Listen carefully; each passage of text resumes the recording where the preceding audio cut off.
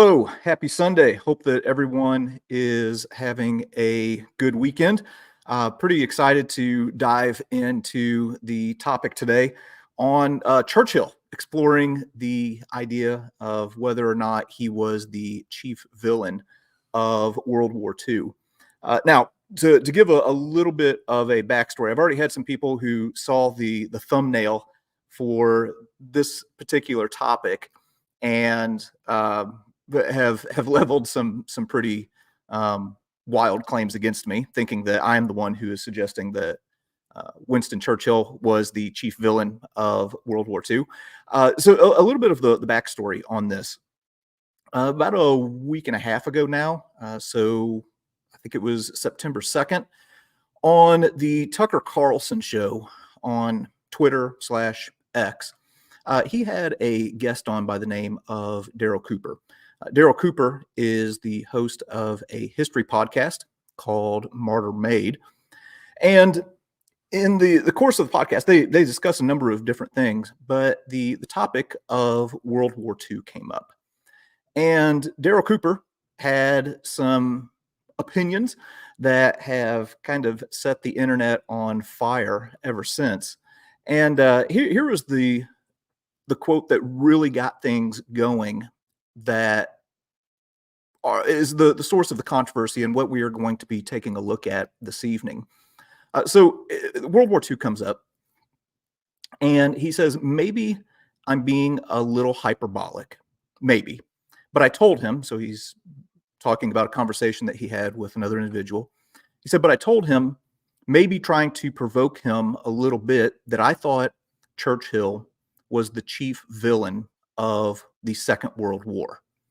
Now, that statement right there really, rightfully so, set a lot of people off. So just to give a little bit of a background, they go on to talk about Churchill.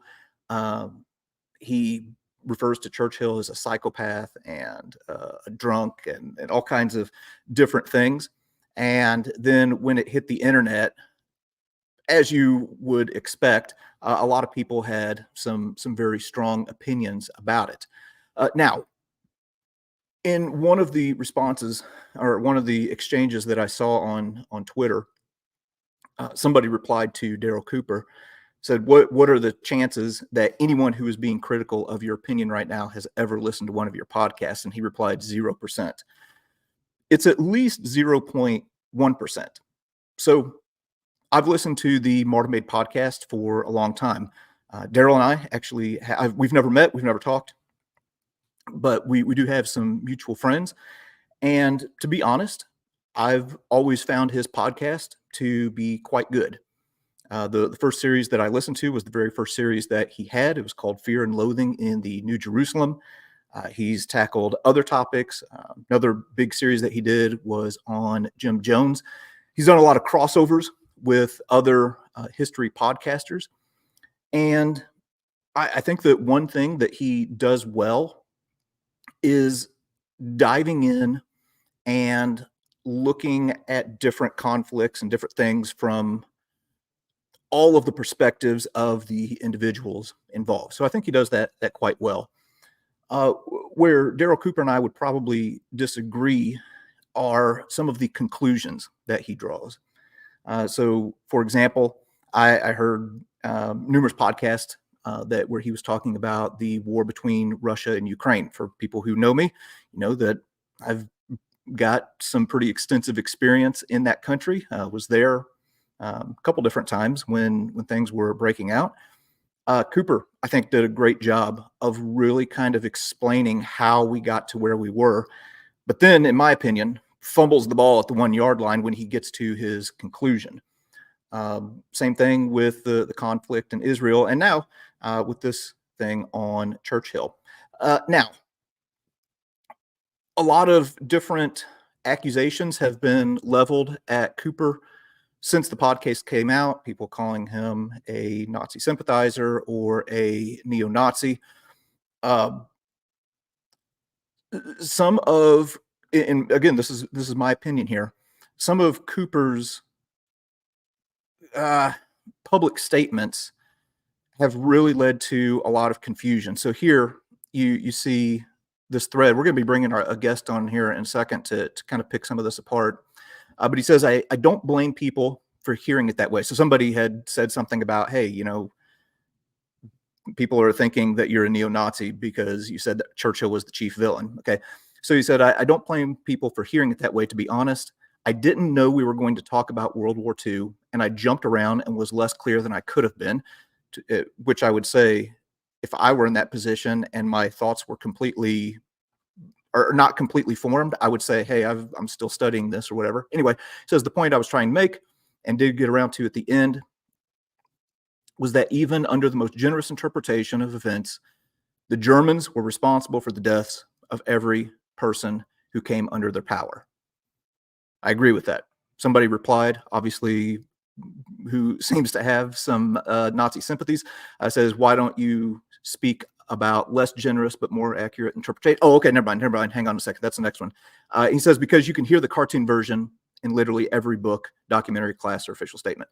Okay, so he's basically saying, I didn't just come out and riff on how Hitler was evil, because you can hear that everywhere.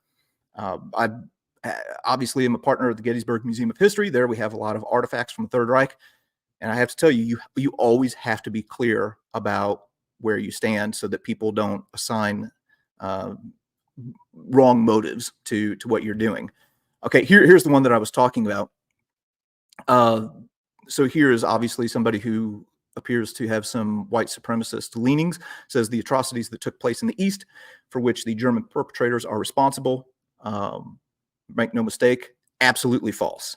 Okay, so Darryl comes back and he says, nonsense. They launched the war. Those people died under their power. I don't care what excuse you offer up for them. Okay, so you have public statements like this, but then there's this other kind of contrarian side that he has that really muddies the waters. So here the Babylon Bee, which was very critical of some of the things that he had to say, they make this satirical post saying Tucker Carlson guests suggest Avengers were the real villains in the Infinity War. And Darryl replies, does the fact that I unironically agree with this mean I should pay more attention to my critics? Probably. Here's another one. He says, in your read of history, do you believe a united continental Europe under Nazi Hitler rule would have been a better outcome than what actually transpired? Okay, so this is like putting the ball on the tee. This is a good opportunity to clear things up. He says, I assume far less innocent people would have died, but in your opinion, would that have been a better outcome in totality? And Darryl responds, I can't imagine anything worse happening than what did. Now, the war ends with a lot of deaths, but it ends with the Allies victorious and Hitler dead in a bunker. And to say that I can't imagine anything worse happening than what did is quite a statement. And then this is a tweet that was, or a post rather, that was later deleted. I heard him on a podcast the other day to say that he had some friends who reached out to him and said, hey, this might have been a little bit too contrarian. But on the left, of course, you see Hitler there in front of the Eiffel Tower. And on the right, the depiction of the Last Supper at the Paris Olympics, which garnered a lot of controversy. And he says, this may be putting it too crudely for some, but the picture on the left was infinitely preferable in every way to the one on the right. Maybe we'll circle back to this a little bit later on. Okay, so Cooper follows this up with a thread on Twitter/X, I call it both, which seeks to clarify his positions. And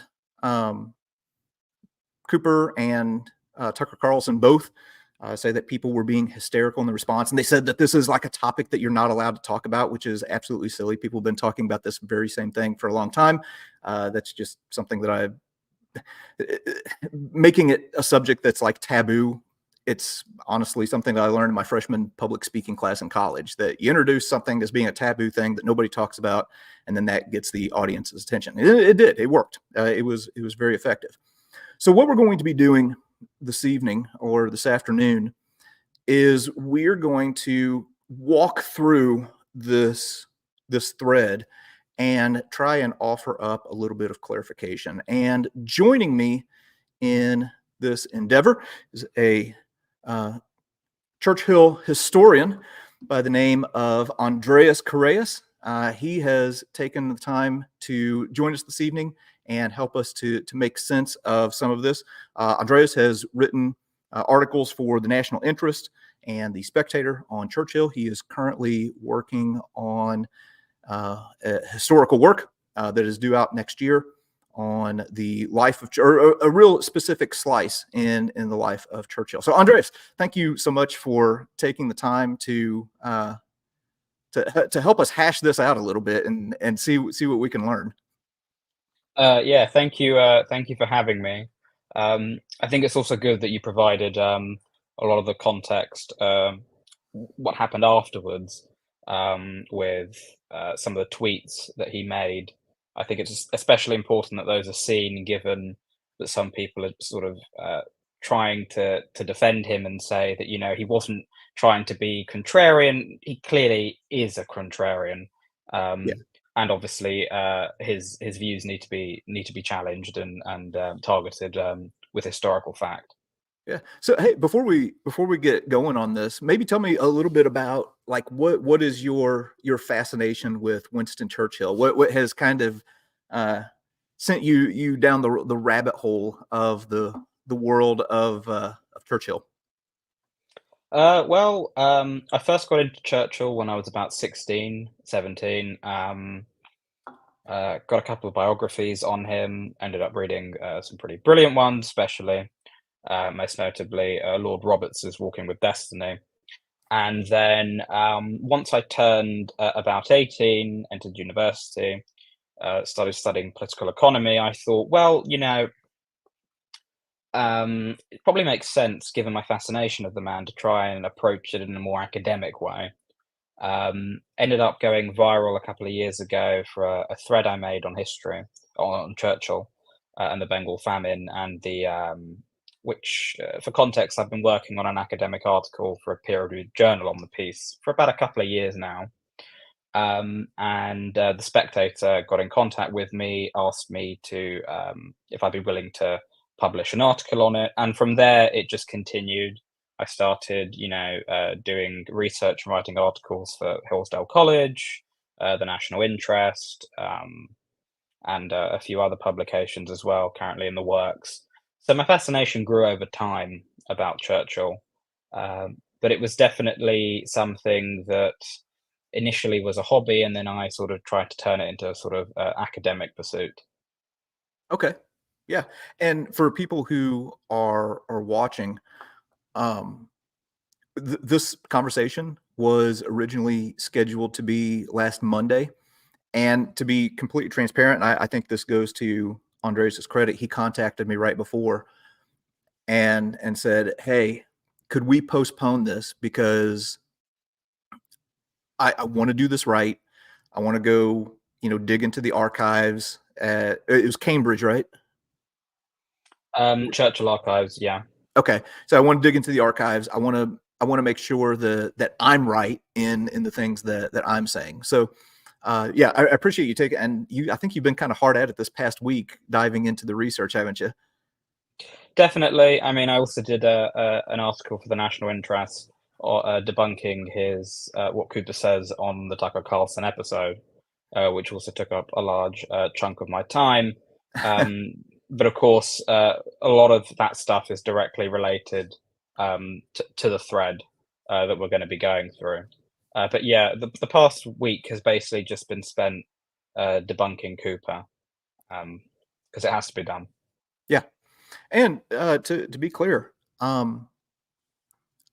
personally, I'm glad that they had this conversation, and that it was public.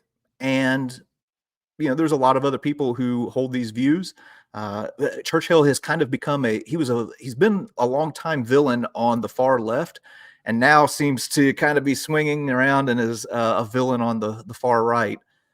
So as we were talking before, the political spectrum is not a line; it's more of a horseshoe, and both ends are closer to each other than what we might like to admit, or what either side would like to admit.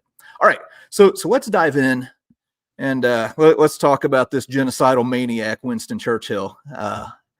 So we're after the interview, Darryl Cooper goes on and on his X account or Twitter account has this big long thread where he tries to clarify some different things about his, really we'll call it his thesis statement, that Churchill was the chief villain of World War II. Now, in some subsequent interviews that I've listened to, he said, hey, in the original interview, I said that I was being hyperbolic, and I don't interview well, and I wasn't prepared, and things like that. With this thread, I'm assuming there was time to sit down, to think about it, and to really put his ideas in concrete for us to look at and consider, which is what we're going to do here. All right, so let's start off here. It says time for a Churchill thread, time for a Churchill thread. Let's do this. Why I think Churchill was the chief villain of World War II. Now, right off the bat, that's a heck of a statement, because if he is the chief, that means that below the chief is Hitler, Stalin, Tojo, Himmler, Goebbels, okay, all of these different individuals that you can consider in World War II. Churchill is the chief villain among them. And then kind of pushing back on what he says about, his excuse that he was just being hyperbolic. He says, I know it sounds like hyperbole.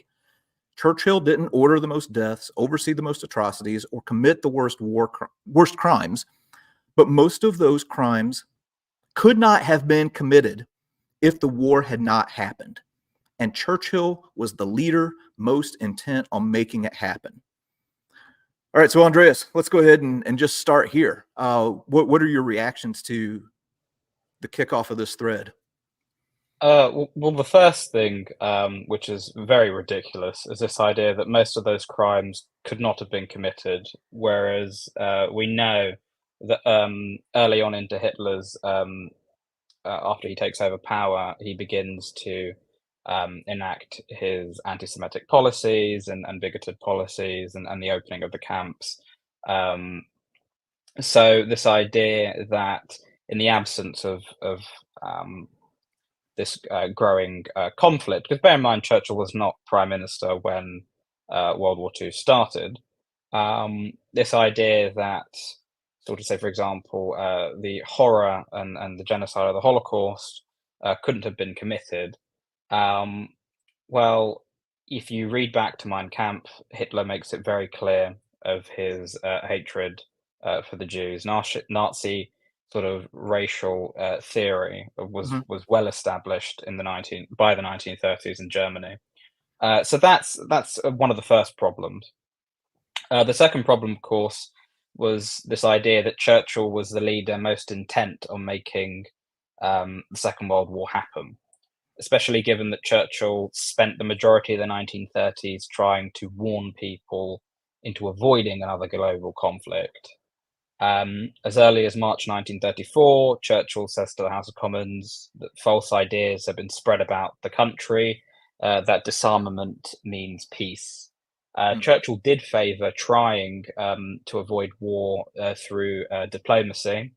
He was very much in favour of the League of Nations trying to yield their sort of power at Geneva, as he writes, in April of 1936 for the Evening Standard.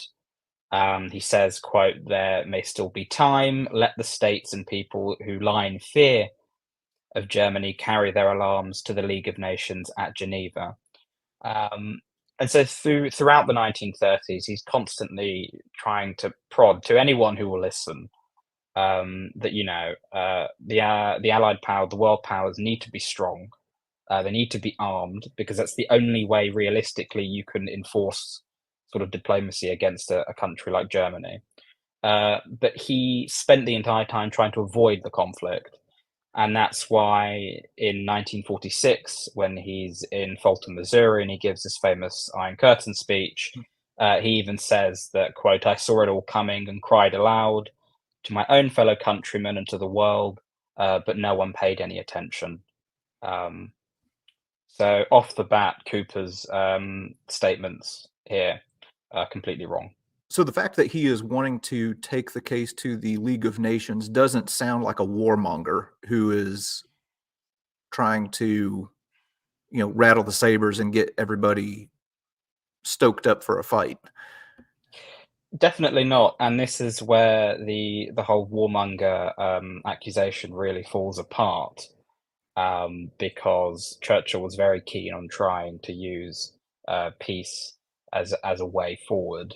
Um, I think what a lot of people who accuse him of warmongering is that they take the second aspect of this idea, which is that in order to use diplomacy, you have to be armed. And Churchill Mhm. was very much against disarmament. And people remember the latter, that he was against disarmament, and they use this as an argument saying that he must have been a warmonger, when that's clearly not the case. Um, and so I think that's something that people need to bear in mind and remember. Okay, let's move on to the next one. I also want to be clear on something here. This thread had, I think, like 50 some odd posts or something like that. So just to be clear, I'm not including every single one. That's not because I'm trying to cherry pick it to where we can make a case. Anybody can go and they can read this for themselves. Just for the sake of time, I condensed it down a little bit because some of the points that I think we can make, it would get redundant. We would be saying the same thing over and over. So I just want to be clear that I'm not trying to like cherry pick his words and then use them against him. Okay. Okay, so he continues on. He says, "You'll think, but Darryl, everyone knows the war started after Germany invaded Poland, plus Austria, Czechoslovakia before that. It could have been prevented if only people had listened to Churchill and taken a tougher line against Hitler. And you might be right, sort of. Let's rewind the clock to World War One. Churchill is the boss of the British Navy, and in 1915 he implements a hunger blockade of Germany and Austria-Hungary. Over the course of the war, up to 750,000 Germans would die of starvation and hunger-related diseases. And as you can see, this is where we get our first community note on X. I've never seen a thread that got community noted more than this, which I think is an amazing feature that they have on this platform. So anyway, the blockade. What do we got going on here? Well, there's a couple of severe problems with his line of thought. The community notes are somewhat accurate. It's true that from 1905 onwards, the Naval Intelligence Department had been working on plans for blockade and economic warfare. And as you got closer to the First World War, this sort of became more solidified and analyzed. Um, However, the blockade did start in 1914, but it was a restricted blockade. That's the important thing. Um, the unrestricted blockade to prevent all goods entering or leaving Germany wasn't until March of 1915. And I'm assuming this is what Cooper is referring to. The problem, however, with this referencing is that this is after Germany had declared that the seas around the British Isles were all military areas, basically. Okay. Um, and this was in February of 1915, and that was what we can really view as the first phase of sort of unrestricted warfare when it comes to submarines. Um, that was what led to this unrestricted blockade. And then, of course, after April 1917, the Americans join in and collaborate. And so I think that's what the community note there Okay. is trying to refer to. The fact that Cooper deliberately omits the fact that this sort of unrestricted blockade, which of course includes food, Mm-hmm. wasn't until after the Germans had declared, of course, the sea surrounding the British Isles as open targets essentially for the submarines. Um, It's very hypocritical because it's a very important note to remember. Yeah. Um, and one thing that the community note gets bang on the money is that Churchill did oppose the harsh treatment of Germany post-war, Mhm. and it relates actually more to what we're going to be discussing later in the thread. So I'll fully go into that then, because he partly mentions quotes about Churchill opposing harsh treatments, but he tries to twist it by deliberately omitting aspects of the quote to make it seem that Churchill was in favour of harsh treatment, which of course isn't the case.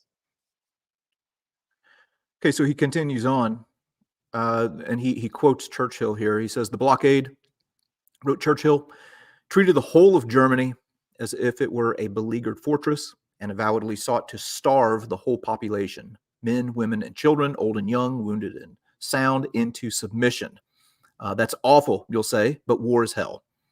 But for 2.5 centuries, Europeans had refrained from tactics like mass starvation and other means of targeting civilian populations when they fought each other. It was a high point of civilization in that regard." Um, yeah, I mean, it's a good thing that community notes is a thing on Twitter or X, however you pronounce it, because the Napoleonic Wars is a brilliant way of debunking Cooper here. Of course, this isn't my area of expertise, Mhm. but it's something that definitely was the case. There were, of course, naval blockades carried out on French ports during the Revolutionary and Napoleonic Wars, and the main reason that this was possible and was enacted was because of the improvements and advancements in medicine for the Navy. Um, for example, Dr. James Lind, he was a Scottish physician, and he was the person who really laid the groundwork um, and the foundation for the discovery of, using vitamins to combat things like scurvy in sailors. So you had this sort of medicinal and technological advancement which came just prior and during the Napoleonic era. And that's what allowed the Royal Navy to instigate its naval blockade against France. Um, so he's clearly uninformed on that era of history.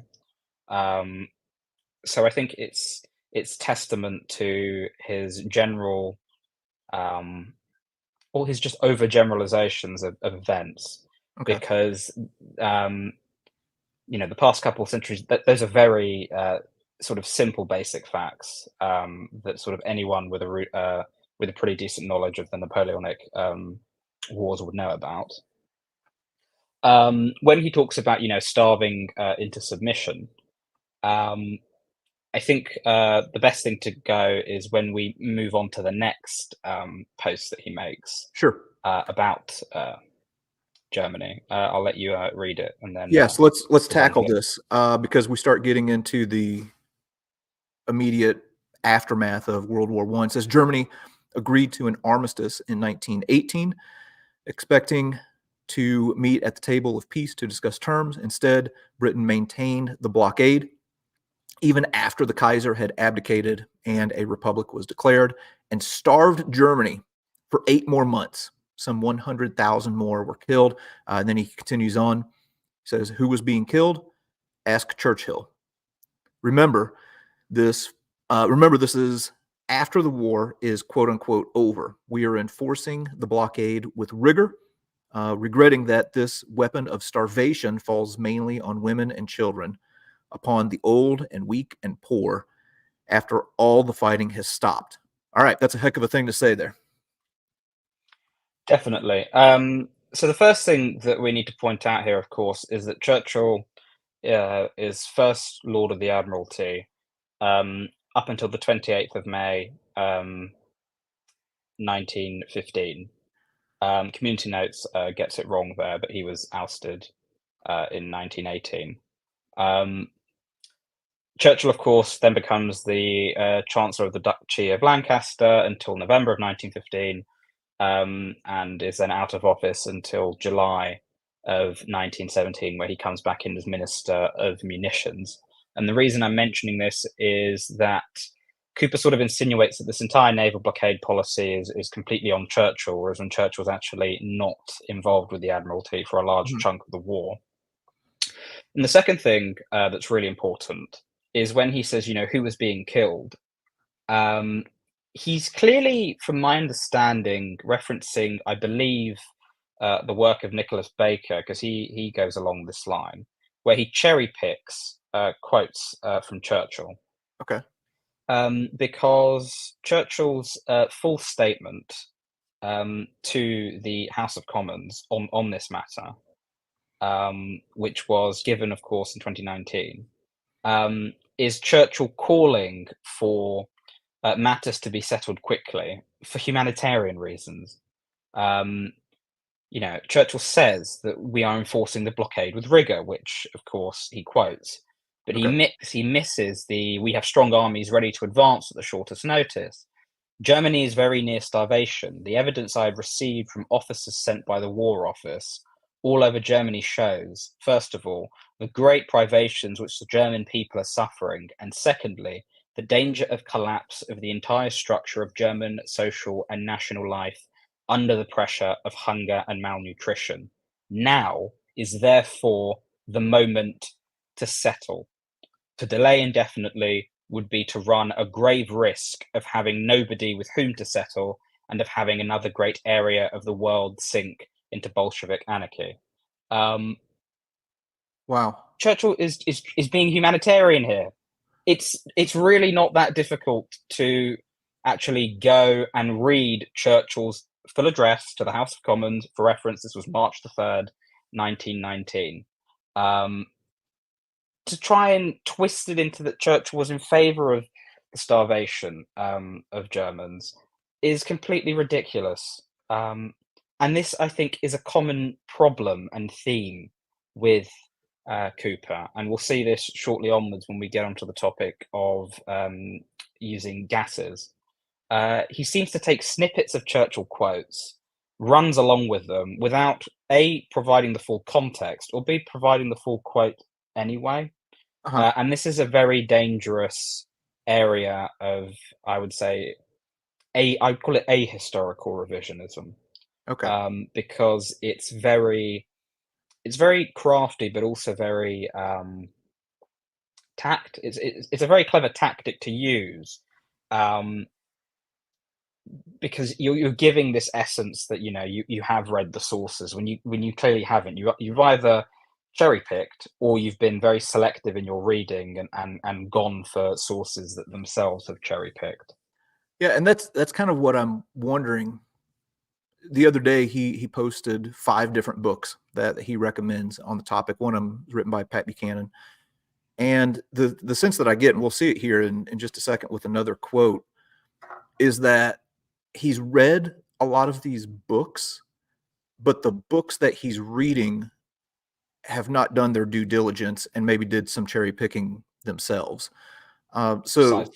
yeah, wow, that is really interesting. Okay, so then we move into the post World War I era. He goes on here. He says a young Adolf Hitler fantasizes about Lebensraum, which means living space. A young Adolf Hitler's fantasies about Lebensraum were born of watching his people starve in the streets.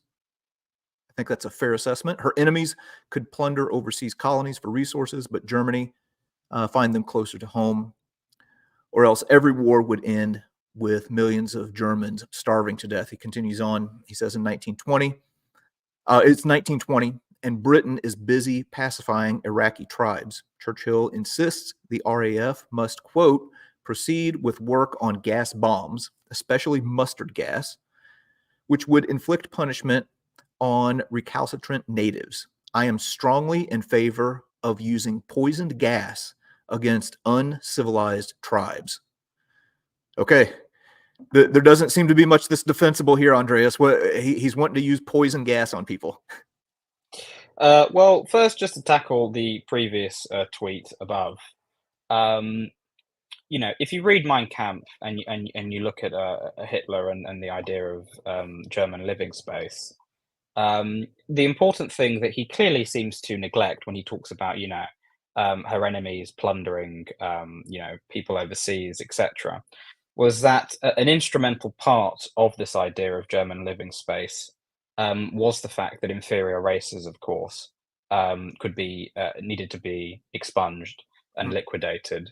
And this, of course, is carried out in the Second World War, when, for example, going back to this, because he's mentioned starving Germans previously.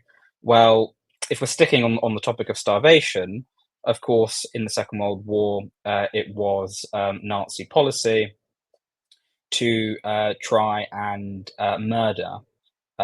as many try and murder Russian prisoners of war um, through, of course, deliberately small food rations. It was starvation policy known as Hungerpolitik, which was devised prior to Operation Barbarossa. In the interview that he does with Tucker Carlson, he actually mentions how apparently, the reason that they died was that they invaded Russia with no care to with no plan to care for the millions of civilians and prisoners of war, and that's It why was millions of people died. it was a big No, oopsie, yeah, and then people yeah, just no, died. no, Cooper. That was deliberate German Nazi policy, and the reason I'm bringing this up again here is because it directly relates to what he's talking about. With living space, he's neglecting the fact that a key element of this whole idea of German living space is an inherently genocidal policy against people that they deem to be inferior, and then they carried that out in the Second World War.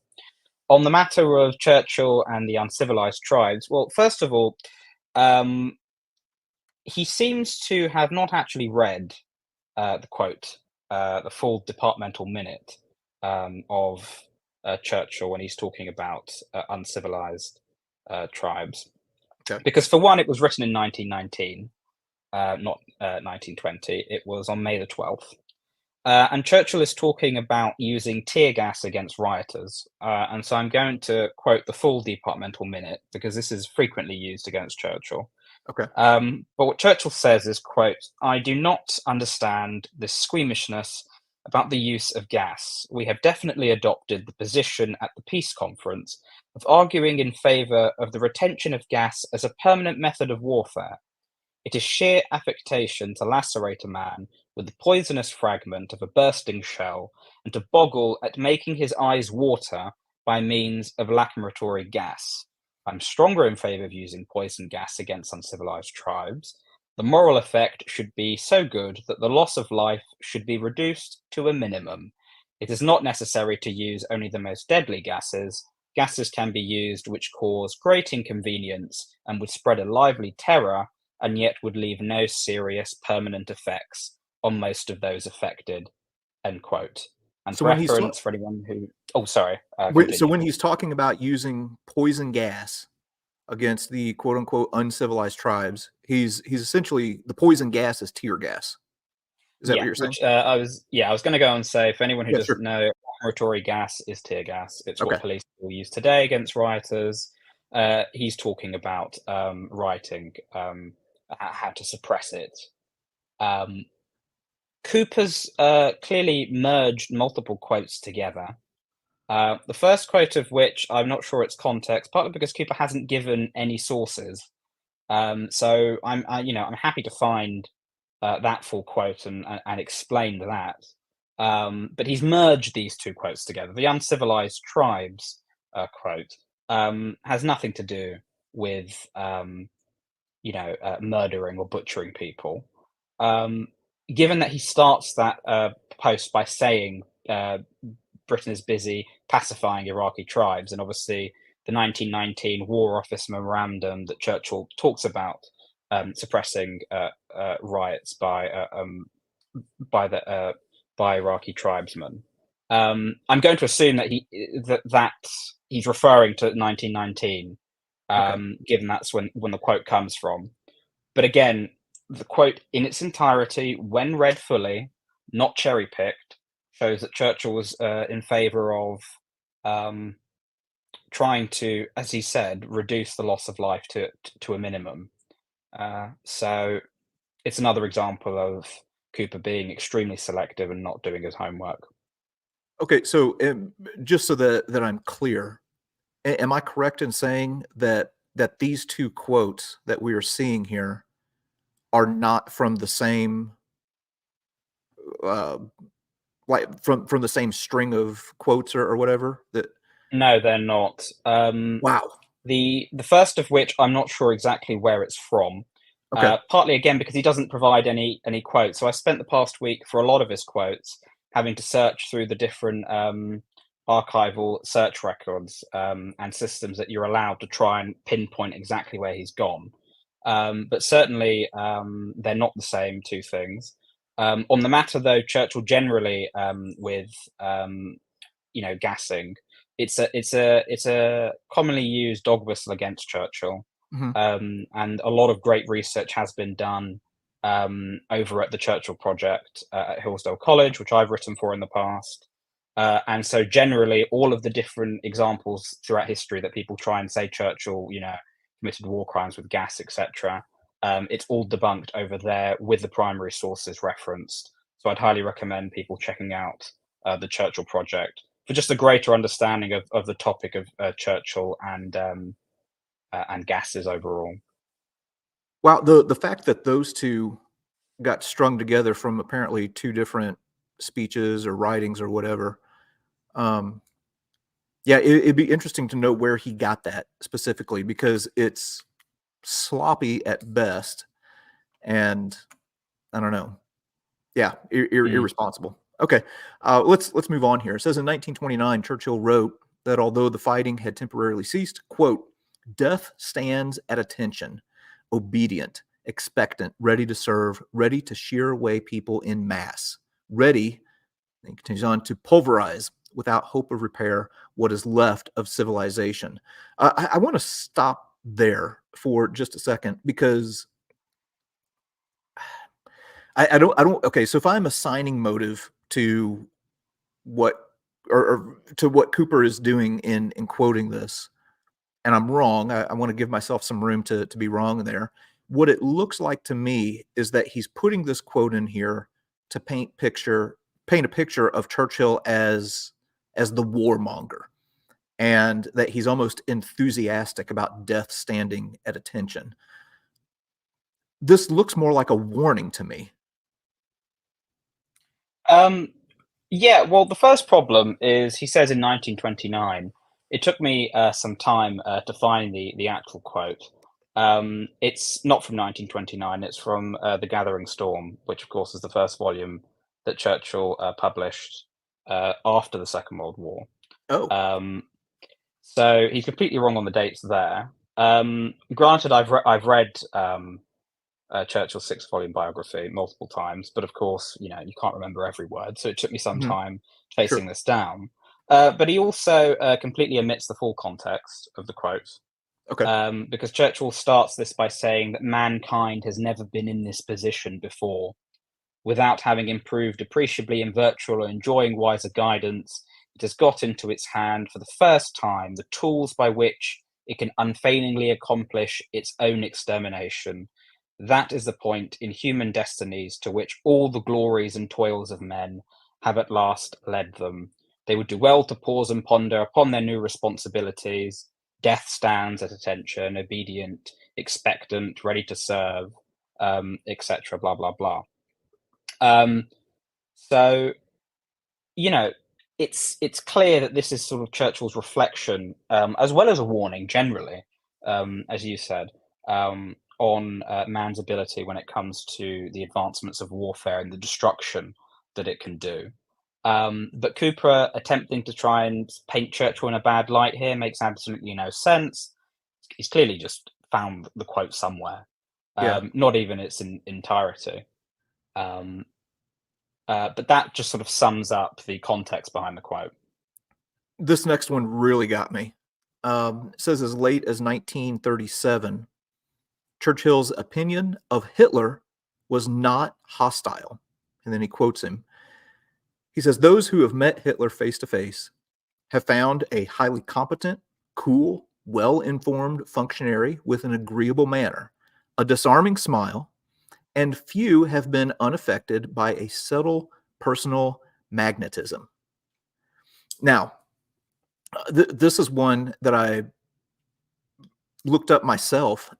Um, this is at the end of it was either a paper or a speech. I can't remember which right now.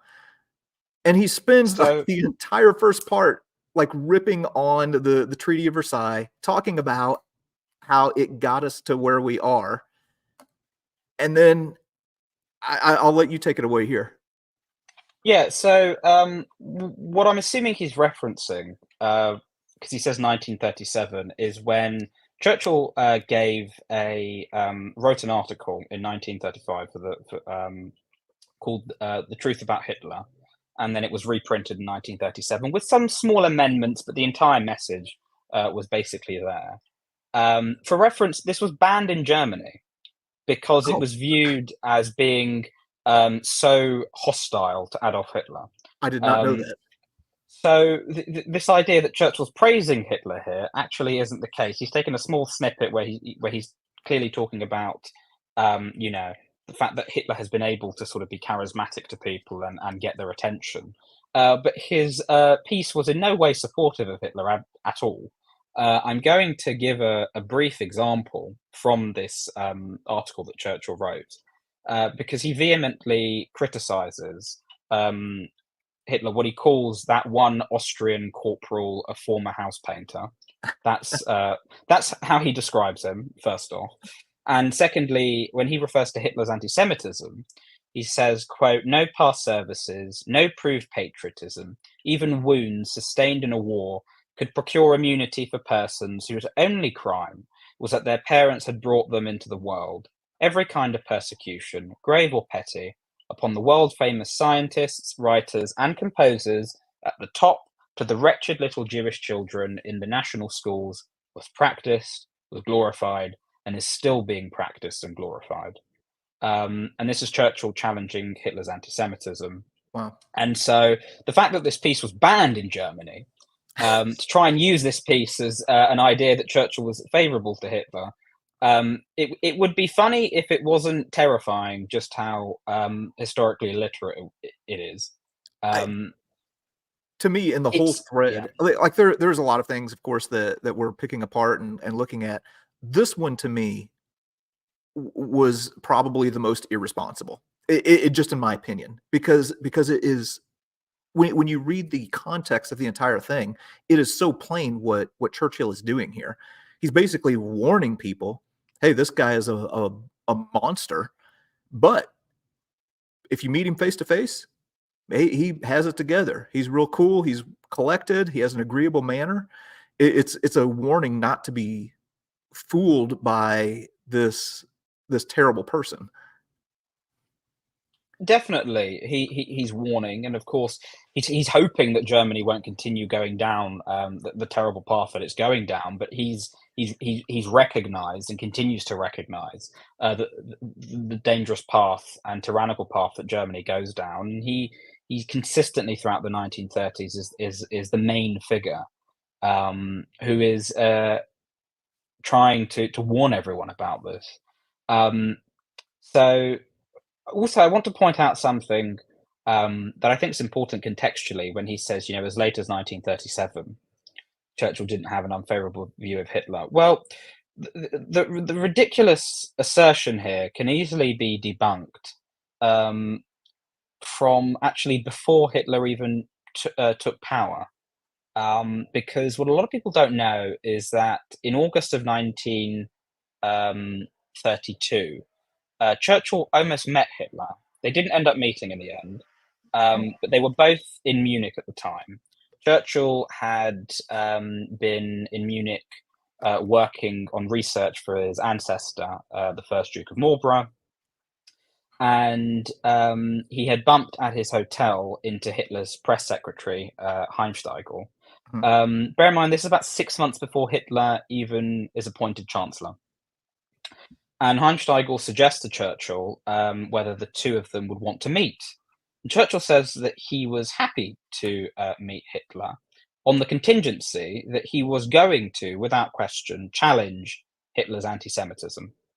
Oh. And he actually said, quote, why is your chief so violent about the Jews?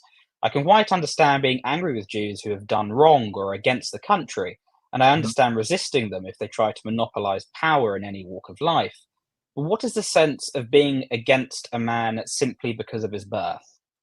Heimsteigl then relayed this message to Hitler, who refused to meet Churchill, and Hitler viewed Churchill as a political has-been of no consequence. So he was very Wow. angry, shall we say, at Churchill's comments. And this is 6 months before Hitler even gets in, becomes chancellor. So this idea that, up until 1937, even though, of course, the article that he's referencing was originally published in 1935 and got banned in Germany, is completely ludicrous. It completely misunderstands um, Churchill's entire sort of wilderness years, what they're known as, when he's out of power in the late 20s until the beginning of the Second World War in 1939. Um, and it's absolutely ridiculous. Churchill, of course, was a Philo-Semite. He had grown up with Jewish friends Mhm. and mentors, and he was very much in favour of the Jewish cause for liberation, which, of course, was very unstereotypical for someone of his class and background. Yeah. But one of those things that it did was it was allow him to see how just awful and barbaric the Germans were. And that's one of the reasons why he really disliked Hitler, because of Hitler's vile racism. So this idea that, up until the late 30s, Churchill was fine with Hitler is completely ridiculous. There's many examples of this, and I've even written pieces before for like the National Interest, where I explain Churchill's relationship with the Jewish cause for liberation, and throughout his life. And there's so many examples, and I give a number of Yeah. Churchill sort of haranguing Hitler for Hitler's vile views. This was the one that really just made me sit back and realize that Cooper uh, is is on a tangent that's so far fetched from any source of reality. It really is just terrifying. Yeah. Yeah. These two right here in this particular screenshot, I, when I hit that part of the thread, I was like, "Holy smokes, man! This has gotten really wild." Before we move on to the next one, I want to address something really quick. I'm seeing some comments over here in the sidebar, and we just need to draw attention to there are a lot of positive comments about your hair right now. Oh, thank you. People often compare me to Matt Berry. I take it as a compliment. He's one of my favorite actors. Um, but yeah, I'll take the compliment and go with it. All right, let's look at the next one. It says, on the other hand, he said that Trotsky had, quote, the organizing ability of a Carnot, the cold, detached intelligence of a Machiavelli, the mob oratory of a Cleon, the ferocity of Jack the Ripper, the toughness of a Titus Oates, and finally, he is still a Jew. Nothing could get over that. And then let's just move on here. And you've already kind of addressed this a little bit. Like Hitler, Churchill blamed Jews for communism and revolutions dating back to 1789, describing the Bolsheviks as a band of underworld Jews. I really hope that this doesn't get like canceled or demonetized on YouTube for me reading quotes. But anyway, gripping the Russian people by the hair of their heads and have become practically the undisputed masters of that enormous empire. Um, yeah. All right. So Right. Well, Churchill, the anti-Semite. this goes back to a problem of he doesn't cite anywhere his quotes come from. He does mention in his interview with Tucker Churchill's article that he wrote in 1920 called Zionism versus Bolshevism, which is Mhm. what he's clearly referencing here when he says he blames the Jews for communism. He Okay. hasn't read the article because if one reads the article, Churchill is making the case that though many Bolsheviks were Jews, very few Jews were Bolsheviks. Churchill wasn't generalizing. Churchill also says in that article, quote, some people like Jews and some do not. but no thoughtful man can doubt the fact that they are beyond all question the most formidable and the most remarkable race which has ever appeared in the world. Um, Hmm. the interesting thing about him clearly referencing Zionism versus Bolshevism is that it's often used by people to try and show that Churchill, of course, is anti-Semitic, Yeah. which he's doing. But he also later on tries to make the case that Churchill was sort of bought out by the Zionists, which those two things don't make sense. You can't have they're inherently contradictory. Neither are true. He's neither an anti-Semite nor was he bought out by Jews, and we'll address that in a bit. But to just cover Churchill's general relationship with the Jewish people, because I think this is a very important thing that we need to grasp. Okay. Churchill was, as I said before, very uncharacteristic of the British aristocracy in that he wasn't anti-Semitic. He was a Philo-Semite, and he was a Zionist prior to the Balfour Declaration. He had grown up with Jewish role models like Sir Felix Seaman, who was a laryngologist and a neurobiologist. He had helped Churchill with this speech impediment.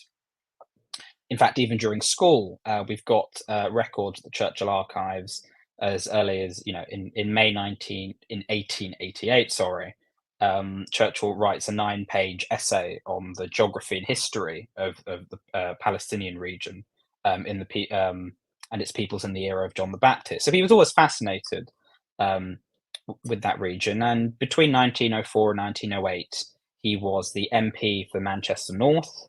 Only about 1% of the British population was Jewish then. Okay. Actually, less than that, sorry. But about a third of his constituents there were Jewish. So a very large proportion of his constituents were Jewish. And it was here really that Churchill properly enveloped himself with the culture and the peoples, and very much recognised the discrimination that the Jews were going through. He vehemently opposed the 1905 Anti-Semitic Aliens Bill. For reference, that was basically trying to prevent Jews who were fleeing from the Russian pogroms to emigrate. But in his constituency, he was a member of the Jewish Cricket and Tennis Club, the Salford Jewish Lads Club.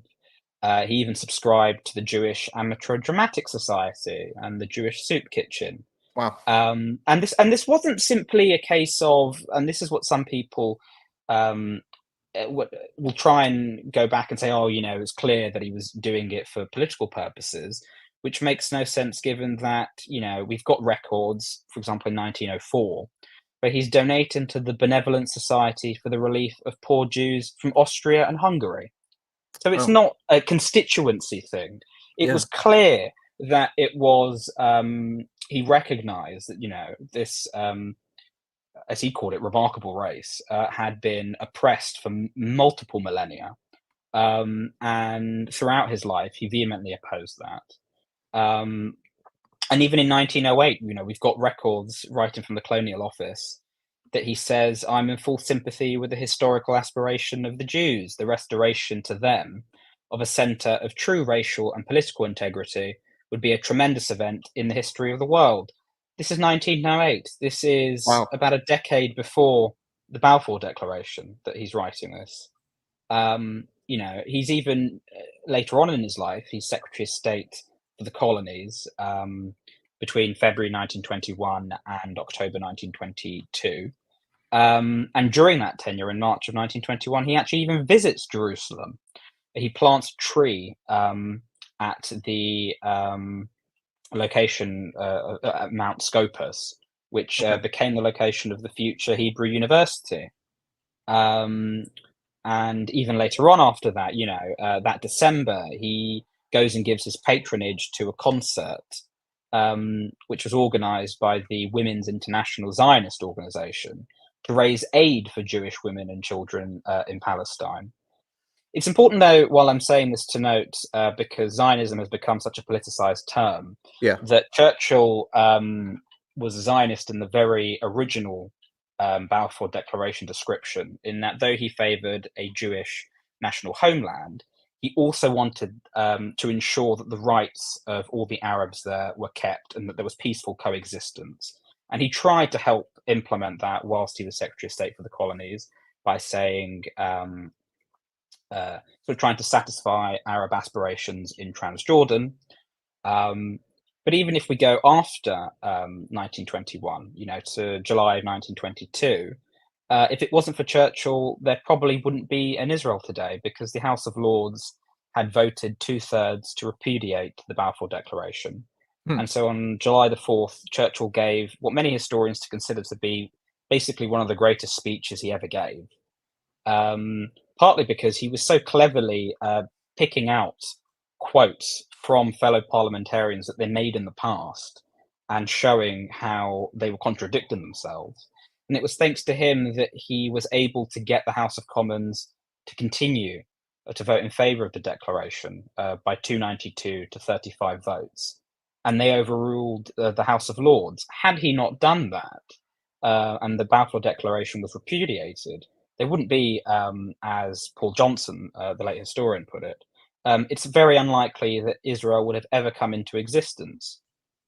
This is not an anti-Semite. Yeah. This is so ridiculous that he puts this. And I've done a more in-depth article for the National Interest on this, because I won't go through all of the well, for one, I haven't gone through all of the examples because there's so many. I mean, Sir Martin Gilbert, the late eminent historian who completed Churchill's official biography, even wrote a book called Churchill and Jews, and it just goes through Churchill's long, great relationship with the Jewish people.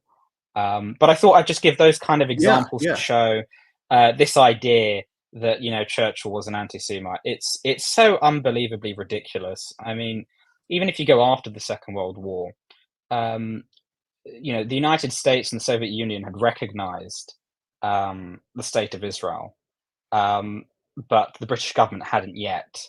And Churchill had basically lambasted the House of Commons and the Attlee government for not doing so. Oh, wow. And once the British government had then, in 1949, recognized Israel, Chaim Weizmann, the first president of Israel, who had been a lifelong friend of Churchill, oftentimes, I think it's fair to say, anti-Semites aren't friends with Jews. So that's another contradiction. That's But what I've heard. he wrote, he wrote him a telegram thanking him, and Churchill's response to the telegram was that at the end of it, he wrote in his hand, "The light grows." So I think that, if anything, could sum up Churchill's views of the Jewish people. He was the complete opposite of an anti-Semite. Interesting. Okay, so he has a pretty lengthy one here. Churchill's public attitude toward Hitler in Germany was openly hostile after 1938. I think we've thoroughly debunked that. Some have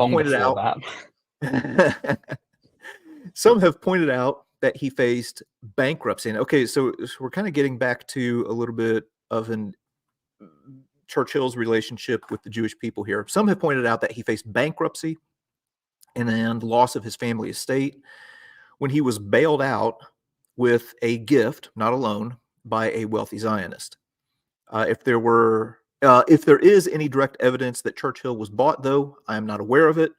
And there are many simpler explanations for his change of heart, given the war faction of which he was seeking leadership became more prominent and belligerent after Hitler's annexations of Austria and the Sudetenland. By the way, this is real small on my screen, so if I stumble on the words, pardon me. Also, Churchill had been a booster of Zionism for at least 20 years, so there is no need to point to under-the-table payments as a source of his options. So he kind of throws that in there and then says maybe it's true, maybe it's not. Finally, while there were many wealthy Zionists, both Jews and converts of the Disraeli type, in the war faction would have gotten along fine without them. In other words, from what I know, at least, subject to change, of course, since I have not gone deeply into this aspect of the story as some others have, Churchill's dependency on Zionist/Jewish interest was based on a lot of speculation and extrapolating a few known facts into a grand narrative. This is the longest post in this thread because I was unclear about it in the Tucker interview. Okay, lot going on there. So Yeah, this idea he's that clearly Churchill is trying. kind of Sorry. bought off. He's clearly trying to backtrack slightly on what he said in the Tucker episode. He doesn't backtrack enough because he's still inaccurate here. Hmm. For one, Churchill wasn't bailed out. Churchill was never bankrupt. He was poor with his money because he overspent a lot. And it's true that Churchill had made poor investments.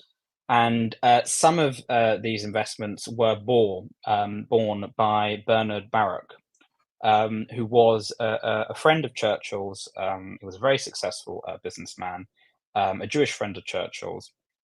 But there's a couple of things here. First off, that was 4 years before Hitler came into power.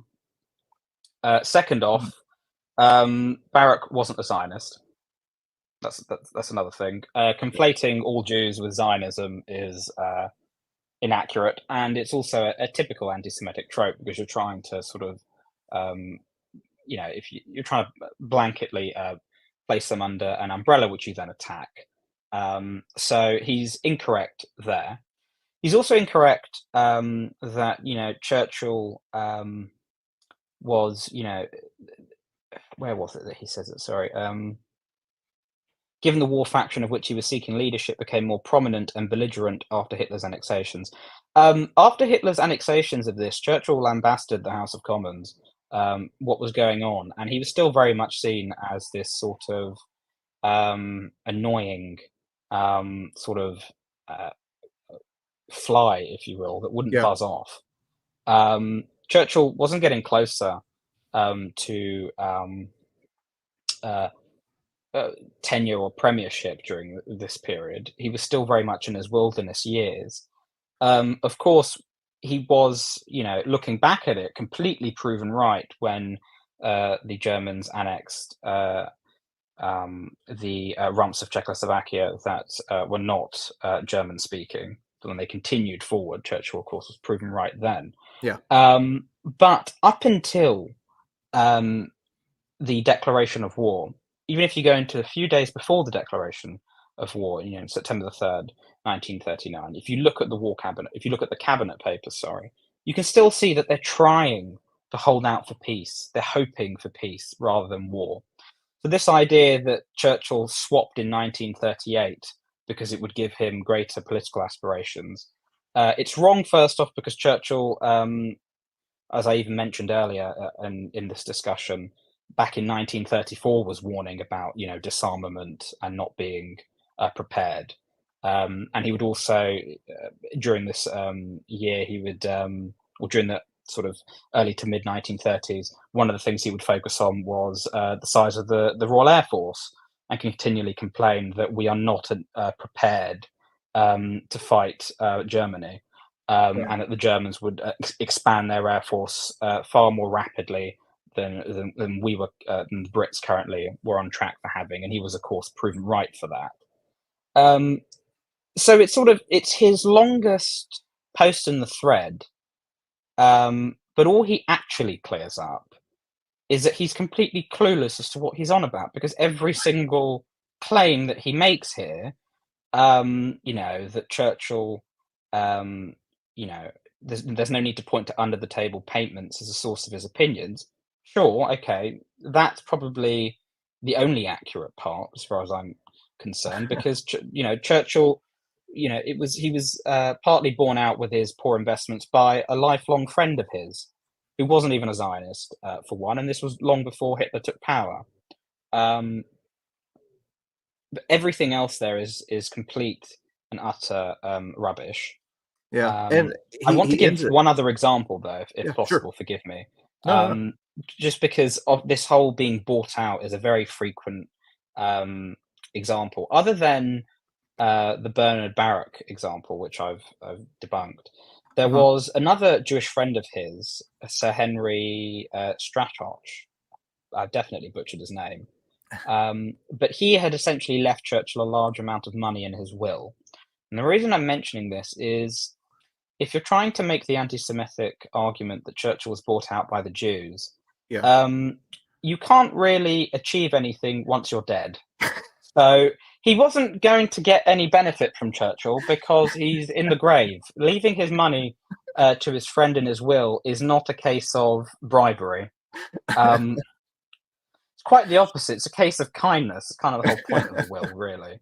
But I want to highlight that example as well, just to show how asinine Cooper's reasoning is here. Yeah, because you do hear that from time to time, from different apologists that Hitler was bought out, and that's why he became this warmonger against Germany. That it was all part of this larger conspiracy. Okay, so to continue on here, in an October 6th speech, Hitler said that he did not want war. I have had only in mind the great goal of attaining sincere friendship with the British people.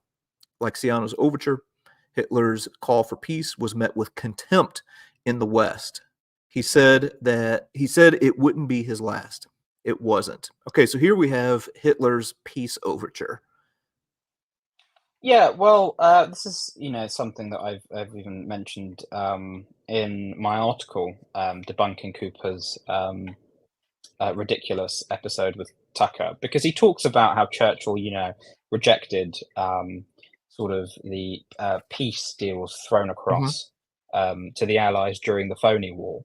The problem was that the Allies, France and Britain specifically, of course, had been the guarantors to Poland for their independence in April of 1939, which of course Churchill wasn't in power then, for one. But the fact that the Germans by this point in the war had got their chunk of Poland and they weren't going to rescind it kind of means that the entire premise for the war is still there. Yeah. Hitler's fully aware of that. And as we go forward, I think he mentions more examples of, suing for peace. It's important to remember that, here it is, yeah. Yes. Here, let me read this real quick. Hitler tried again going on the radio to broadcast a call for peace directly to the British people. He would give back parts of Poland that were not majority German and would work with other powers to reach an acceptable solution to the Jewish problem. He was ignored. Yeah, well, the first thing here, of course, the use of the term the Jewish problem, to me, very much signifies big anti-Semitism on his part, given that the Jewish problem, which the community note rightly points out, it's very much a dog whistle for Nazi theory, racial theory. This idea, that he would give back the parts of Poland that were not majority German, Hitler wasn't going to rescind Poland. That's ahistorical. It's also important to remember when he talks about, Hitler trying to be honourable, which Hitler was the complete opposite of, because Hitler broke every single treaty that he basically signed, any international treaty. I was getting ready to say, it seems like there's a whole lot of trust that is being put into what Hitler is promising.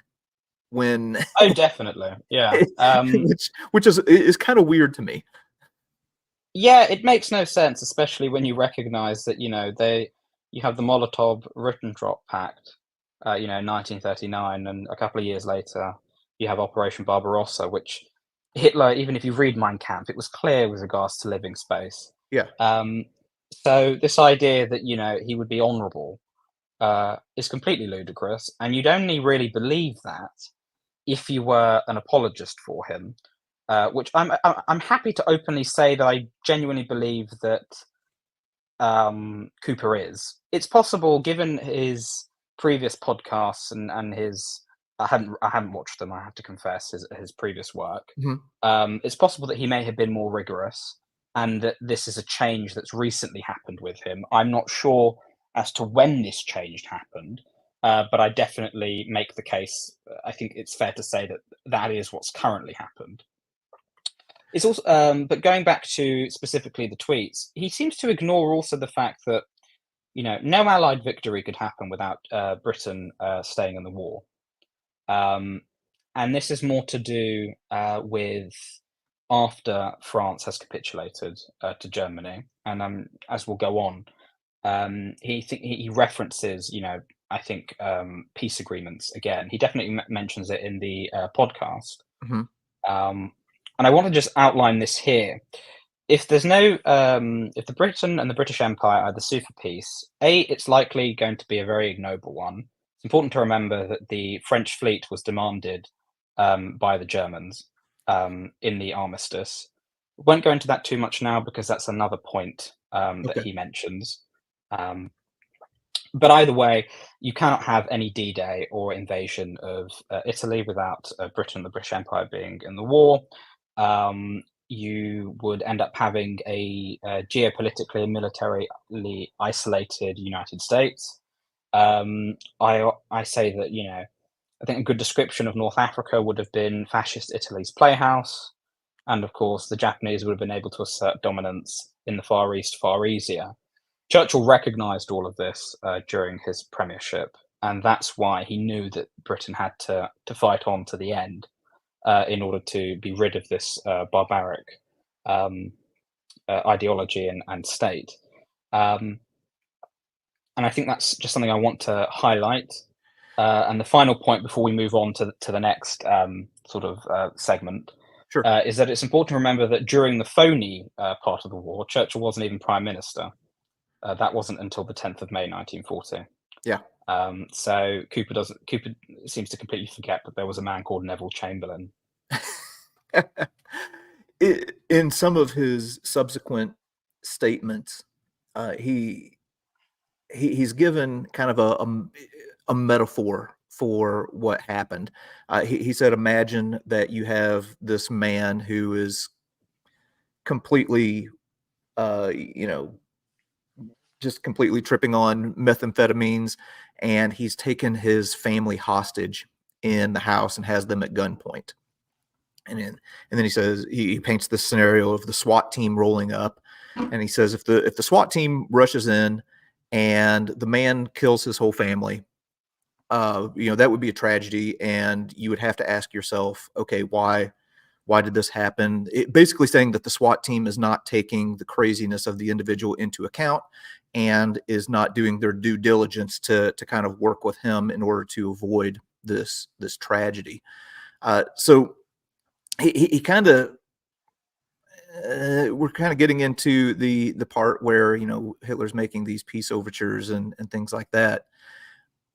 In his analogy with the SWAT team, it almost makes it seem like he just picks up right in September of 1939, where Hitler has invaded Poland, and ignores everything that has happened before that. So in his analogy, like if the SWAT team rolls up and Hitler had moved troops into the Rhineland, he had started the building of the Siegfried Line, annexed Austria, was given the Sudetenland. At some point, if the hostage taker starts pistol whipping the wife inside the house, the SWAT team has to move in and do something. So I mean, to me, that's what I view the movement in. Like, Poland is the red line. They had guaranteed, their sovereignty. So when he does that, it's like, okay, this guy has done nothing but lie and break every agreement that we've made up to this point. Now we've got to do something. Definitely. I mean, even behind closed doors, Hitler was laughing at Chamberlain, after the Munich. He was always going to continue on this expansion Yeah. to the east. That was always his plan.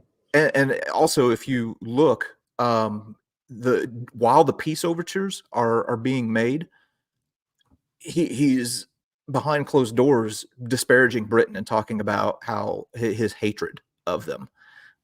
So yeah, the idea that he was trying to, make the world a better place is completely wild. Okay, so in January 1940, Nahum Goldman of the World Jewish Congress said that if the war in Europe goes on for another year, 1 million of the 2 million Jews in Poland will be dead of starvation or killed by Nazi persecutors. This gets closer to the heart of my Churchill criticism.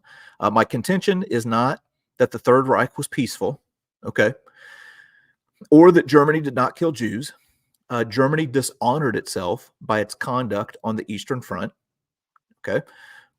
My contention is that the war was not inevitable, that in fact, almost no one but Churchill's faction wanted it, and that the atrocities could not have happened in the absence of a world war. This, I think, is not only supportable, but as close to provable as historical counterfactuals can get. So, all of the atrocities of the Holocaust would have never happened without a world war basically kicking it off. Yeah, I mean that's completely ridiculous. We know, 1934, 1935. He's already committing atrocities and crimes against Jews and other peoples that he deems to be inferior. Um, so that's completely ludicrous. Also, when he talks about the Eastern Front, the fact that he sort of ignores the crimes that the Germans were doing prior to the Eastern Front, be it during war or in peacetime during the 1930s, particularly against people such as the Jews, to me clearly shows that there is this disregard for the racial crimes that Hitler has been committing. And also, he mentions this quite as a big point in his podcast about the Eastern Front, and I think I've briefly gone over this before, where he said that they had loads of these Russian civilians and prisoners of war, and they didn't have any method, to look after them. Yeah. And that's why loads of people died. No, Cooper, the reason they died was that was direct Nazi policy. And I'm once again going to go back to, the hunger politique. This was before Barbarossa was put in place, the idea that you would have mass starvations across occupied Russia. And that's because they viewed Russians as inferior peoples who were basically wasting food. And one of the ways to deal with them, not just executions and concentration camps, was mass starvation, which of course that also did take part in concentration camps, of course. But yeah, this idea is completely ludicrous, and the idea that Churchill it's because of the Second World War that Nazi crimes against humanity started is akin to genocide denial and akin to Holocaust denial. Well, it is that. It's not akin. It is by definition that.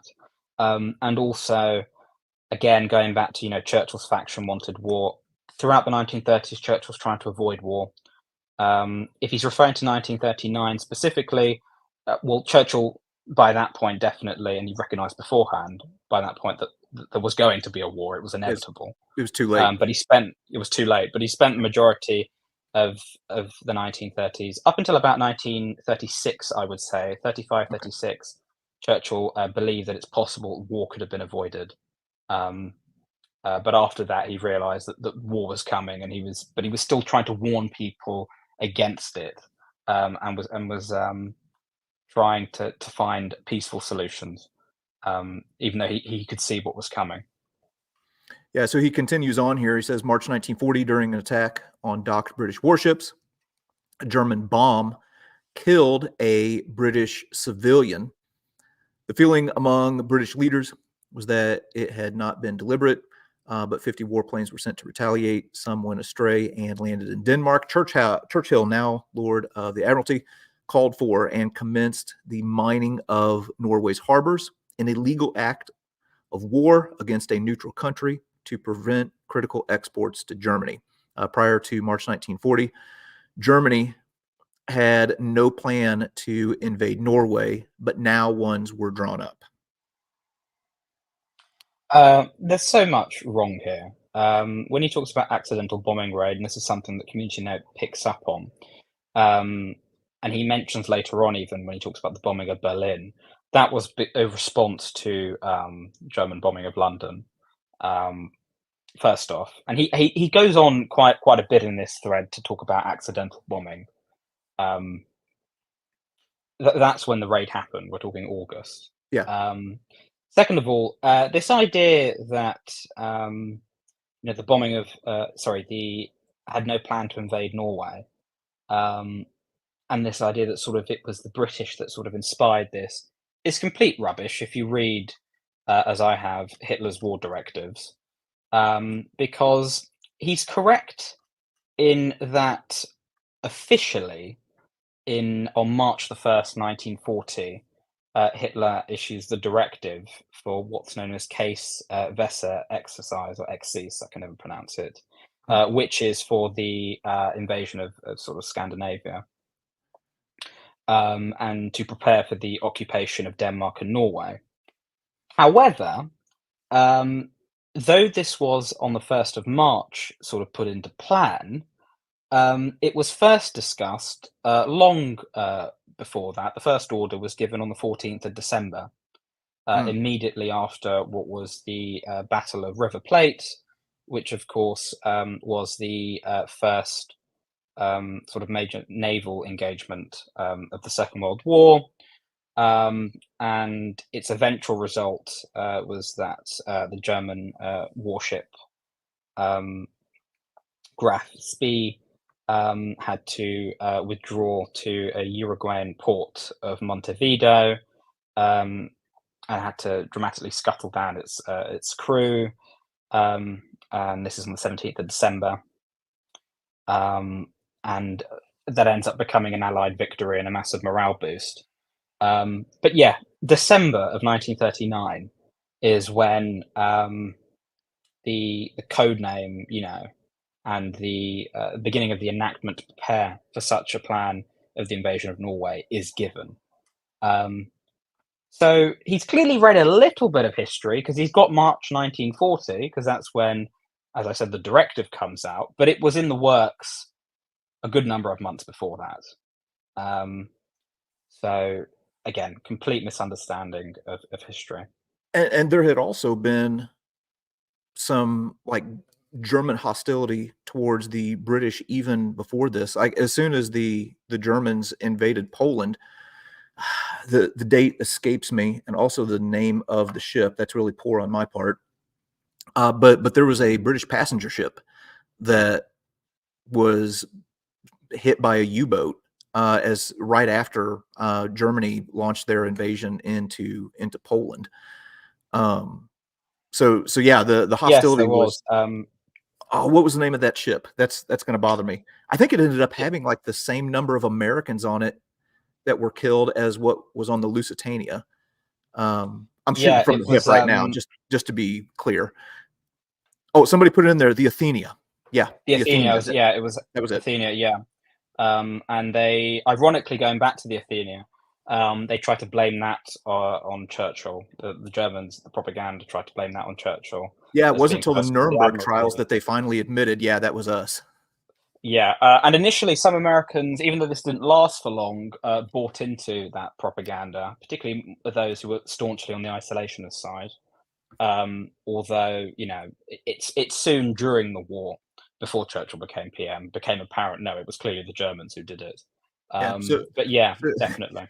so you're telling me this whole thing of saying that it was the British fault and everything. That's nothing new, huh? Yeah, that's nothing new. That's yeah, Okay, so let's get into the air raids here. On Churchill's second night in office, a larger air raid was launched against Germany. This is something that Churchill gets a lot of criticism for.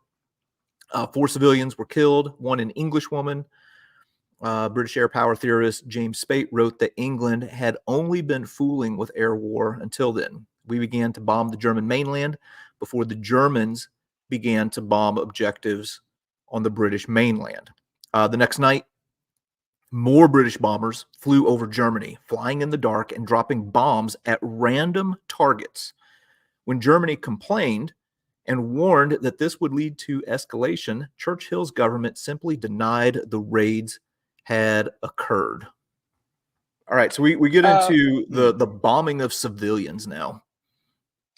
There's a big problem with this. First off, just to put a general picture, and this is something I cover in my article for the National Interest. Mm-hmm. Bomber Command was focused generally on targeted raids. in 1940, 1941. It wasn't until the summer of 1941 that they seriously discussed a primary policy of urban bombing for the primary purpose to break German morale. It had been discussed beforehand, but that's when it really sort of took off. Now, this doesn't mean, of course, that the strategic targeted bombing was not hitting civilians. It's true, definitely, as they saw in the Butt report in mid of 1941, that on average, it was, I believe, let me just pull up my notes. It was, it was a very low accuracy of bomber command. Bombing within 5 miles of their target was 1 in 3 overall in Europe. In Germany overall, it was 1 in 4, and places like the Ruhr, it was 1 in 10. So, of course, civilians were being hit, and even, we've got, for example, in June of 1941, when Bomber Command targets German infrastructure, communication infrastructure, they recognized, as a secondary purpose in the congested industrial areas, it's going to affect German morale there. However, at this point in the war, it wasn't Britain who was committing these sort of widespread bombing raids of civilians, which Cooper spends quite a bit of time on the podcast talking about. He accuses Churchill of these gigantic terrorist attacks, omitting the fact that the Germans, at the beginning of the Second World War, the bombing of Warsaw, or in 1940, the Rotterdam bombing, the Rotterdam Blitz, were the ones who were doing this, and of course the Blitz over the UK. But what he's actually missing is that if you go to the War Cabinet papers, and if you go to the air situation, you can see that when it comes to fighter command, when you look at their bombings they were enacting, it wasn't this sort of, he tries to fall forward with this sort of idea of Britain just operating on sort of rank terrorism against the Germans. Yeah. That's not what happened. I mean, if you go to the Western Front, 10th of May, north of the Lech, 4 Blenheims made a reconnaissance mission. During the night, a Valhaven aerodrome was attacked by 36 Wellingtons, and it caused damage to many aircrafts and caused a fire among the hangars. And this is whilst the German lines of approach were towards the Maastricht and the Dutch frontier, and they were bombed by 9 Whitleys. On Saturday, the 11th of May, so this is the second day, there was a reconnaissance made on the Dutch islands, to which 6 Blenheims took part in that, 5 of which failed to return. But when you go through May of 1940, and you can go through, and these are available in the War Cabinet papers, this idea that the British were just going around pointlessly committing terrorism is completely ridiculous. And it also neglects the fact of what the Germans were doing. I mean, he talks about the second day of Churchill's premiership. Well, that's when Germany was attacking our own aerodromes. And 5 battles were destroyed and others were rendered unserviceable. This is from the War Cabinet papers. Yeah. And of course, it goes back to when the main raids were directed by the British on the 11th of May against the Maastricht and Luxembourg areas, and they were attacked by 23 Blenheims, of which 2 were lost, and the crossings of the Meuse were heavily bombed, as were the roads between these areas. And 8 battles raided the Luxembourg Dippak that day. And these are literally, it's not sort of conspiracy. I've read directly from what the War Cabinet papers say. This is from the War Cabinet itself. So I think what I would say to people, given that Cooper talks about this, is it's very easy. Go to the National Archives. They're all online. They've been digitized, the War Cabinet papers, and you can easily find.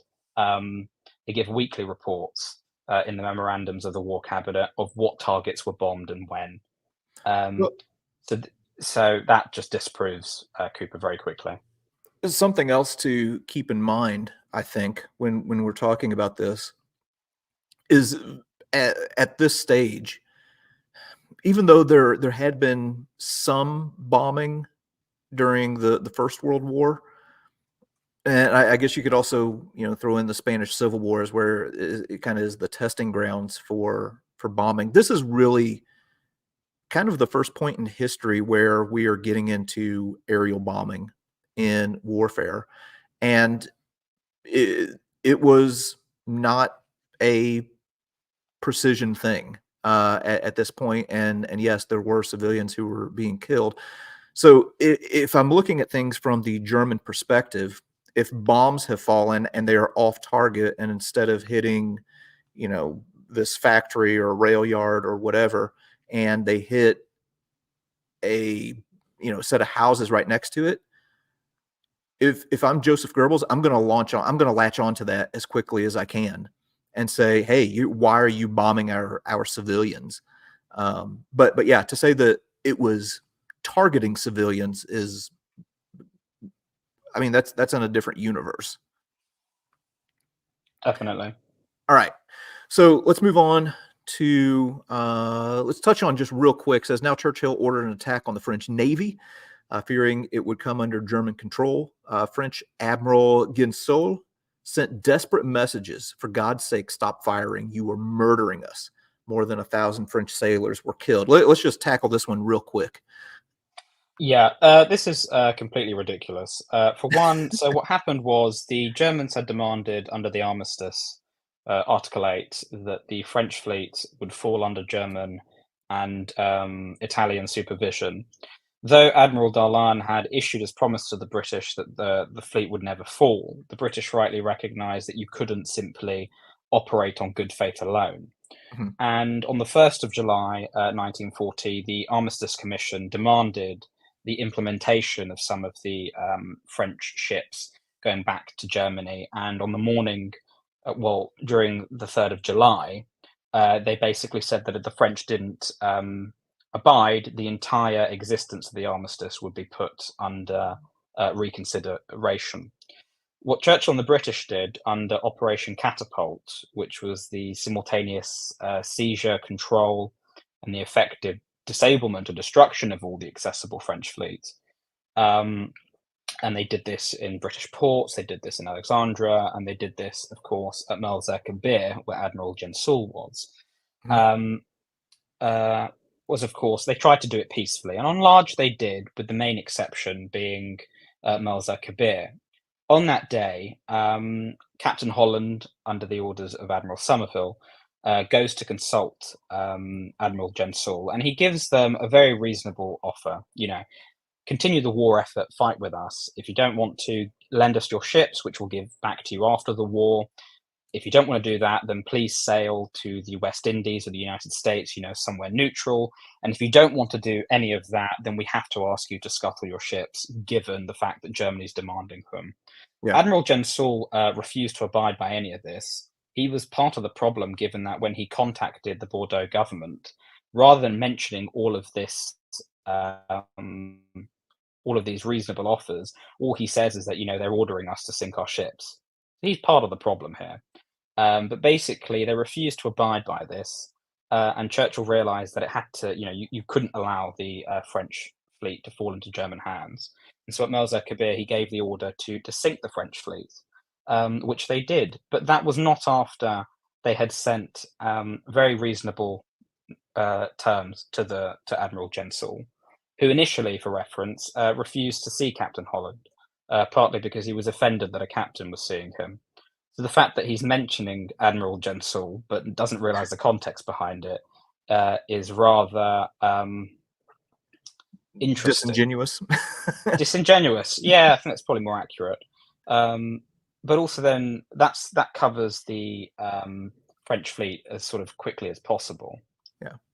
Okay. Um, So, I'm sorry. Go ahead. but going to July the 4th, 1940, when he talks about, indiscriminate British bombing, Yes. Hitler hesitated, increasing pressure to give the order, even as more bombs fell on Hamburg that night. Well, unfortunately for Cooper, I've got the appendix to the War Cabinet papers of the memorandum, where it summarizes the air attacks that are going on in July. Okay. And if you look at the attacks on Germany on the 4th of July, so during the day, they attacked a hangar in Brussels. An aerodrome in Schiphol was bombed. A fire was started in one of those hangars. Railways were hit at Soest and Ham, and refineries were hit at Hanover and Emmerich, and a pipeline at Ostermoor, and a ship was also hit. But if you go to the evening of the attack, 20 Wellingtons had attacked an airframe factory at Hamburg and Bremen.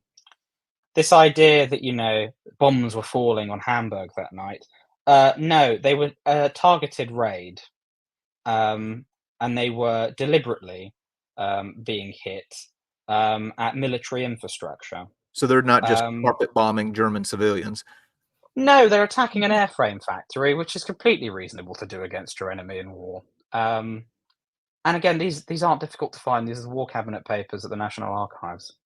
Yeah, and again, I think it's important to distinguish between targeting civilians and civilians being inadvertently killed in the course of a bombing, especially in this period of time when it wasn't an exact science yet. Okay, I think we got just a few more here. It says on July 19th, 1940, Hitler told the Reichstag, quote, Mr. Churchill has not just declared again, I'm sorry, Mr. Churchill has just declared again that he wants the war, he said. But Germany did not, and conscience compelled him to make a final appeal for peace. Quote, I see no reason that should compel us to continue this war, unquote. Mussolini's son-in-law and ambassador to Germany, Count Ciano, who had no starry-eyed view of Hitler, reported privately that, quote, I believe his desire for peace is sincere. They are hoping and praying that this appeal will not be rejected. Okay, so again, we have another one of these appeals for peace. Yeah, appealing for peace, it's one of those, it goes back to the point that I made earlier, it would have been a ignoble peace. And without Britain in the war effort, you couldn't have an Allied victory. So it's clear that Cooper seems to like the idea that, if Britain gave up, you'd have a Nazi-dominated Europe. But Churchill recognized that that wasn't a good thing and that couldn't happen. And that's why Churchill refused all peace proposals. And it's also important to remember that, again, Hitler was the kind of person who broke every single agreement he ever made. And you have to wonder what's involved in this peace. If the peace involves Britain giving up its entire navy, or maybe giving up areas in the Middle East, yeah, if I'm Hitler, I would 100% want to have that kind of a peace arrangement. I mean, I don't know personally what he had in mind as far as a peace agreement. Something else to consider, if this whole narrative is about communism, that Hitler was standing up against the communists, by allowing Hitler to take over Europe, I mean, there's no guarantee that when he goes at it against the Soviet Union, that the Soviet Union isn't successful. And then at the end of the war, rather than having half of the continent controlled by communism, you have the whole continent controlled by communism. So yeah. All right. Let's look at one more here. Whoops. The night after Hitler's speech, Britain's ambassador to the U.S. sent a cable to London. He said Hitler's terms deserved consideration and pled that the government, quote, not close the door to peace. The next night, Churchill gave orders to prepare operations to bomb Berlin itself. All right, what do we got here? Again, that's inaccurate, and it rightfully picks it up on the community note. Churchill orders the bombing of Germany on the 25th of August, 1940, and that's because that's after German bombs, the Luftwaffe accidentally bombs London. And that's then what Churchill orders that as a retaliation. This idea that Hitler offers peace and Churchill decides, actually, do you know what? We're going to bomb you instead. Yeah. Doesn't hold up to history, and it's basically what we covered before. Yeah. All right. So I think we've we've definitely hit the high points. Looking at some of these claims in this thread, I'm just kind of curious. Being a Churchill guy, do you have any criticisms of Churchill? So I'm a huge fan of Teddy Roosevelt. He's my favorite president. There are some things that I wish Teddy Roosevelt hadn't said or done. Is Oh there anything yeah, like that with yeah, Churchill that of you would be course. critical of? Churchill had many faults and failures, be it, Gallipoli, the fudging of the gold standard, the abdication crisis, women's suffrage, the India Act. Churchill had many faults and failures, and I've covered many of them before. And Churchill was one of the rare politicians who recognised that he actually made pet failures. And Mm. as he wrote to his wife in 1916, "I should have made nothing if I hadn't made mistakes." Um, so definitely, yeah, Churchill had a lot of mistakes and failures, but a lot of them helped morph him into the man that was there in 1940 to take on Hitler. So when looking at all of this stuff, as I mentioned earlier with the Martyr Made podcast, I think based on what I've listened to on the podcast itself, when he starts getting into his opinions on other things, I have some sharp disagreements. He does a really good job of looking at things from different perspectives. It's usually at the conclusion where I find personally that he fumbles the ball. Um, and I think that he does a good job showing empathy to different sides. Where it starts getting a little bit concerning is that empathy starts kind of flirting with sympathy. Is there any problem with going back and trying to look at things from the German perspective and understand why they did what they did? There's nothing wrong with going back into it. I mean, that's why Christopher Browning wrote his book, um, about the I forgot the name of it now.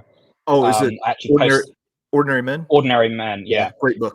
Because obviously, in order to understand, you know, genocidal and tyrannical societies and crimes against humanity, we have to understand what made people go along with it, and that goes back to the human condition and conformity and many other aspects. So there's nothing wrong with analyzing that. Problem is when people take it a step further and become apologists, Mhm. and I think that's what Cooper is now edged into. So I see this quite a bit on my own YouTube channel. People commenting. The one that I hear the most is a quote from George Patton, says, "We fought the wrong enemy." And people showing like a little bit of sympathy towards Hitler. What do you think is going on? We'll hit this last point and then kind of wrap it up. What do you think is going on where we're seeing some people? I don't want to make it a bigger thing than what it really is, but seeing some who are kind of drifting towards this idea that mm, maybe the Hitler was on to something on a few points. I think a problem that you have at the moment is that, and Cooper's one of those people, um, as is Tucker Carlson in their podcast episode. He says, if Tucker Carlson says, if Churchill is such a hero, then how comes there's? I think the example he gives is that there's women on the streets of London begging money Begging for for drugs. drugs. Yeah. Yeah, I think people are trying to attribute failures of today to actions of the past. But this idea that allowing a Nazi-dominated Europe as an alternative would prevent so much of the problems that we have today is completely ridiculous. And Cooper seems to buy into this, A, because of what he says on the podcast, but B, also that tweet which he showed, which he deleted, Yeah. comparing the Paris Olympics to this. So I think people who are more maybe have more sort of bigoted views or more inclined to have bigoted views, they've been sort of fed this idea that, well, if you pinpoint it to historical events, then that sort of explains why everything has gone um, in ways that they dismay. So I think that's a large factor, particularly those more on sort of the far right end of the scale. Yeah, I think that when we look at like the rise of the Third Reich, it's a good to ask, okay, why did this happen? If you look at things in Weimar Germany, um, at least as I look at it, there are three things that provide fertile ground for someone like Hitler to rise to power, and that's their economic chaos. There's moral decay, and there's this threat of communism. Without those things, Hitler's a nobody. He has no voice, and I think that people kind of look at some of those things today, and the same thing that made Hitler appealing in the 1920s and 30s, people are kind of looking at it and maybe seeing some appeal today. But then we see how it goes and realize. And then we see how it goes, and Yeah. and the crimes that happened under it, which they seem to either omit or secret, or not even secretly. Many of them, particularly if you look at Twitter now, it's a cesspit. Seem to openly agree with. Yeah. So I think it's Yeah. with a lot of things. At the extremes is where you have a lot of problems, and if you pull back from those extremes, that's where you find yourself in the right place. But hey, we've been going at it for a couple of hours now. Man, I really appreciate you jumping on here. I appreciate all of the research that you did so that we can kind of address these things. Again, my intention here wasn't to try and like publicly call out anybody. My hope is that Darryl Cooper will do some research. A lot of historians have spoken out. Well-respected historians have spoken out against his conclusions, and my hope is that he reconsiders some things and comes back and puts out some good work, which is what I hope for everybody. But anyway, hey, appreciate you coming on here. Looking forward to your book when it Thank you drops. very much. All right. Thank you Well, for we having will me. go. All right, we'll go ahead and close things out there. Hey, thank you everybody for hanging out with us this afternoon or this evening, depending on where you are watching from. Hopefully this was helpful in some way. And if you haven't caught it already, we already have, we've had a busy weekend. So we've got a couple of episodes that have dropped, one of American Artifact yesterday, one of History Traveler today. If you haven't subscribed to the channel, be sure you do that so that you can keep up with all the new stuff when it comes out. But anyway, thanks for watching.